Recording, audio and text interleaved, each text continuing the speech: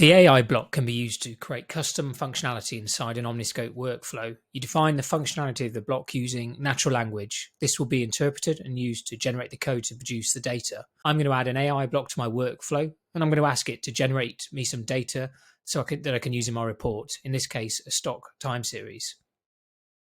So I'm going to add the AI block to the workflow, and I'm going to ask it to generate a stock time series for Apple for the last 3 months.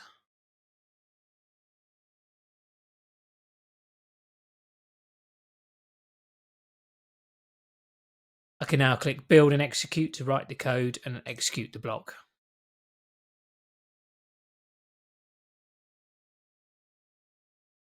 After execution, I can switch to the Data tab to see the data. You can see each record represents the stock price for a particular day. I can now choose to load this data into a report, for example, using a candlestick view to visualize the data.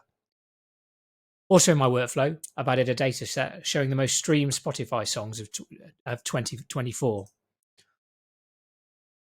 I'm going to use the AI block to provide some insights into this data. In this case, I know my data contains a list of songs and the Spotify popularity for each song. So I'm going to ask the AI to show me the top 10 artists by Spotify popularity.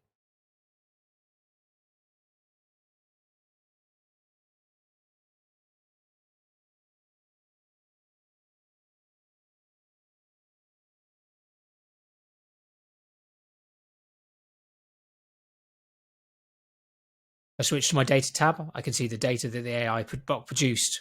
Here we can see the top 10 artists by Spotify popularity, the most popular artists being Shabuzi.